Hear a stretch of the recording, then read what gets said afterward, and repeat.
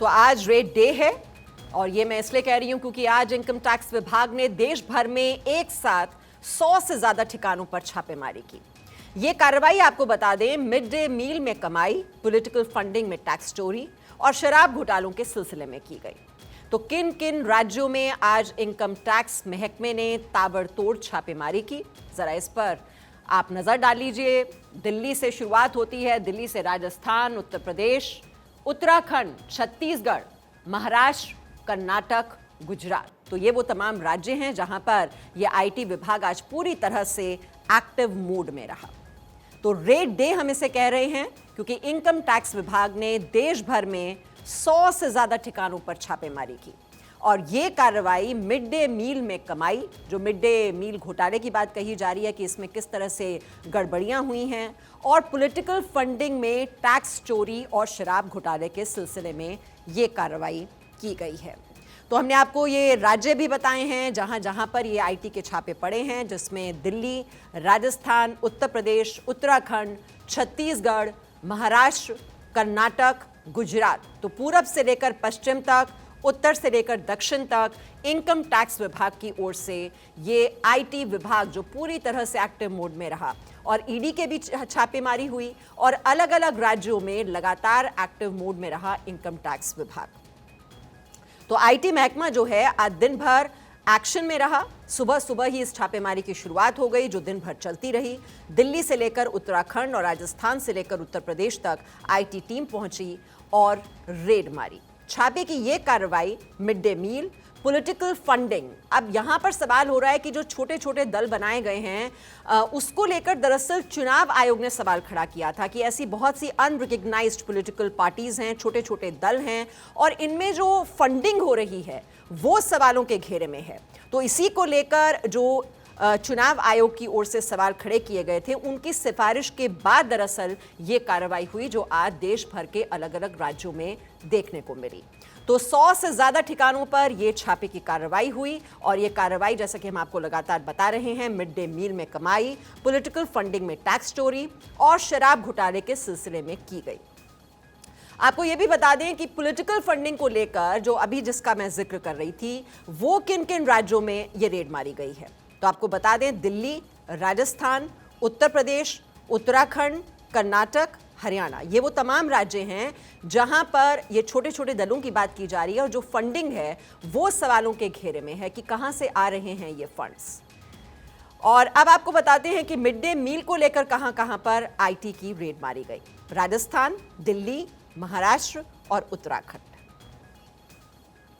और आगे बढ़ते हुए अब शराब घोटाले के बारे में भी जानकारी दे दें, वो भी कई जगह पर ये रेड मारी गई, दिल्ली और छत्तीसगढ़। तो खास तौर पर ये राज्य रहे जो निशाने पर रहे और यहाँ पर शराब घोटाले के सिलसिले में छापा पड़ा। दिल्ली, जैसा कि आप जानते ही हैं, लगातार जो आबकारी नीति है उसको लेकर ये सवाल खड़े किए गए हैं और मनीष सिसोदिया से इसकी शुरुआत होती है और बहुत से आरोपी हैं और धीरे धीरे जो सुराग हासिल हो रहे हैं उसकी बिना पर, उसके आधार पर ये कई जगह और जगह भी छापेमारी हो रही है। तो भ्रष्टाचार के खिलाफ जो मोदी सरकार लगातार कहती रही है कि न खाएंगे न खाने देंगे, तो भ्रष्टाचार के खिलाफ ये एक तरह से हम कह सकते हैं कि सरकार ने मोर्चा खोल दिया है और जो जीरो टॉलरेंस पॉलिसी की बात की जाती है भ्रष्टाचार को लेकर, अब वो एक्शन जो है वो दिखाई भी दे रहा है जमीनी स्तर पर। तो आईटी महकमा दिन भर एक्शन में रहा। ये आप तस्वीरें भी देख रहे हैं कहां कहां पर ये मिड डे मील घोटाला देखिए। खासतौर पर जो राजस्थान है वो रेडार पर था, जहां पर जो राज्य मंत्री हैं वहां के वो निशाने पर रहे। उनके बारे में जानकारी मिल रही है कि कम से कम उनके और उनके रिश्तेदारों के 53 ठिकानों पर ये आज रेड मारी गई। सुबह सुबह ही इस रेड की शुरुआत हो गई थी और दिन भर ये गतिविधियां चलती रहीं। अब दस्तावेज खंगालने की कोशिश की जा रही है, सबूत इकट्ठा करने की कोशिश की जा रही है, जितने लैपटॉप्स हैं, इलेक्ट्रॉनिक गैजेट्स हैं, उनको जब्त किया जा रहा है ताकि सबूत इकट्ठा किए जा सके।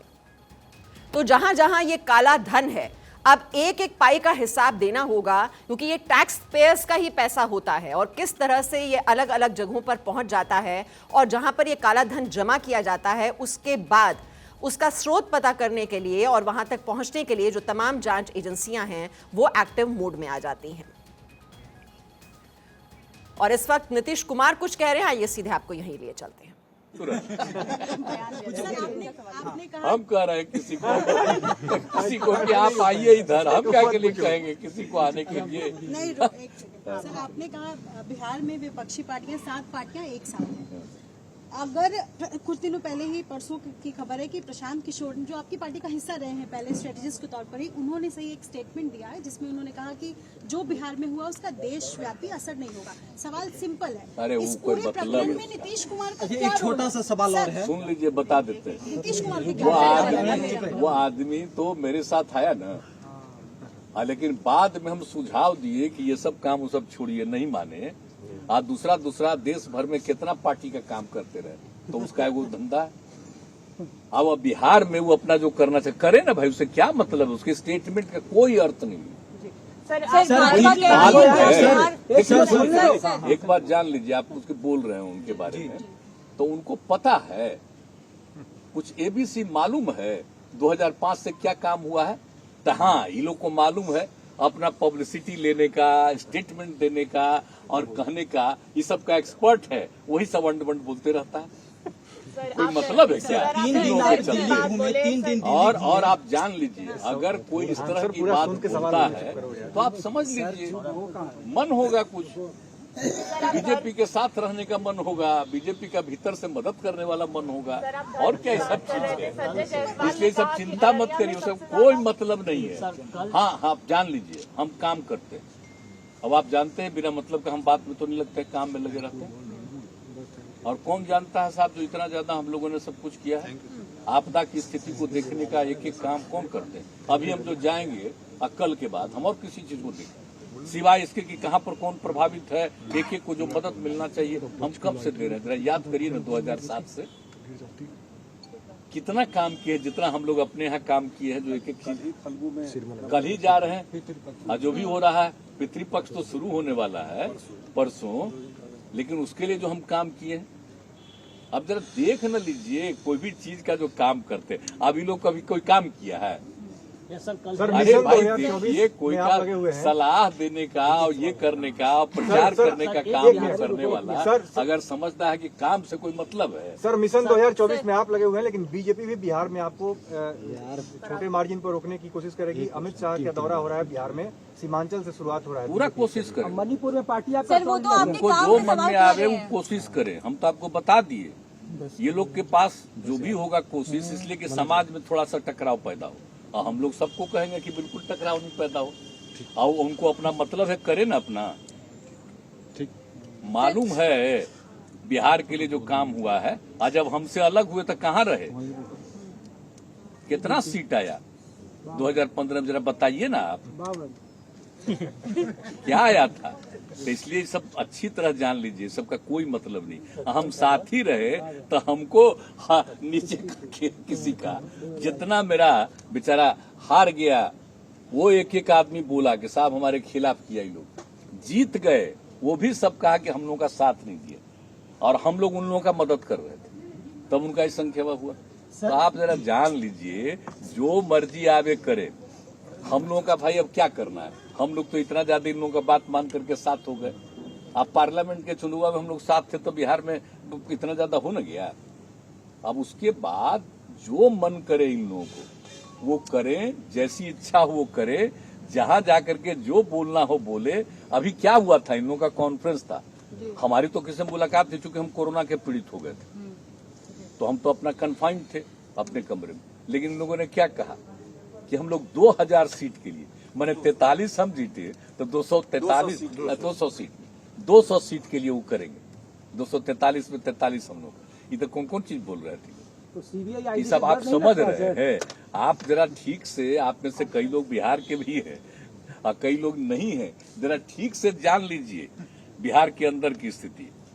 और एक बात जानते हैं ना, आप कहीं भी चले जा करके और भीतर चले जाइए, कुछ इक्का दुक्का तो इधर उधर होता ही है, स्वभाव ही होता है सबका। कोई भी आदमी जो पैदा होता है तो सर्टेन परसेंटेज तो गड़बड़ करने वाला होता है, उसको भूल जाइए। बाकी जो सही रास्ते पर चलने वाले, आप जरा जा करके देख लीजिए, जरा किसी भी महिला से पूछ लीजिए हालचाल कैसा हुआ है। आपको पता है बिहार में हम लोग जो किए हैं, कितना था प्रश्न अंतर, कितना ज्यादा बढ़ा हुआ था। और हमने जो उसके लिए सब कुछ करा के शुरू कराया कि लड़कियां पढ़ेगी और पति पत्नी में पत्नी अगर पढ़ी लिखी रहेगी तो सीधे नीचे जाएगा। आप जानते हैं जब हमको मौका मिला तो उसमें प्रश्न अंतर था 4.3। आई जो हम लड़की को पढ़ाने में लगे हैं अब आ गया है प्रश्न अंतर 2.9 पर, और उसके बाद और नीचे करेंगे। तो हम लोग तो रात दिन काम करते रहते हैं भाई। तो इन लोग को पता है कुछ किस तरह से होता है, क्या होता है, कोई सेंस है। और अब तो कुछ अपना यहाँ वाला दिल्ली वाला खाली बोलते रहते थे, बयान देते रहते थे। दिल्ली दौरे से क्या हासिल करना चाहते हैं?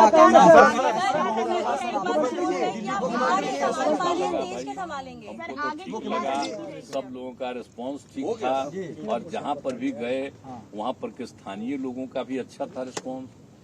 आप लोग भी सब जगह दिखे तो सब जगह दिखा। कई जगह पे डिपार्टमेंट में पाया गया कि दवाई नहीं है। बैठे रहना।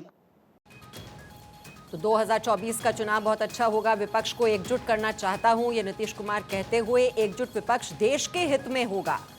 सोनिया गांधी से भी जल्द मुलाकात करेंगे नीतीश कुमार। तो लगातार वो विपक्षी दलों को एकजुट करने में लगे हुए हैं। सीताराम येचुरी से उनकी मुलाकात हो चुकी है, लेफ्ट के नेताओं से मिल चुके हैं, राहुल गांधी से मिल चुके हैं और कह रहे हैं कि अब वो जल्द सोनिया गांधी से भी मिलेंगे जब वो विदेश से लौटेंगी। और शरद पवार से भी उन्होंने मुलाकात की है। तो सभी विपक्षी दलों को एक मंच पर लाने की एक कवायद जिसमें जुटे हुए हैं नीतीश कुमार, दिल्ली में है। पिछले कई दिनों से ये मुलाकात पॉलिटिक्स देखने को मिल रही है और कह रहे हैं कि 2024 का चुनाव बहुत अच्छा होगा। हालांकि बार बार जब प्रधानमंत्री पद की उम्मीदवारी को लेकर उनसे सवाल होता है तो वो कहते हैं कि प्रधानमंत्री पद के वो इच्छुक नहीं हैं, लेकिन उनकी जुबान पर कुछ, दिल में कुछ, और ये दिखाई दे रहा है कि किस तरह से विपक्षी दलों को एकजुट करने की ये कोशिश हो रही है।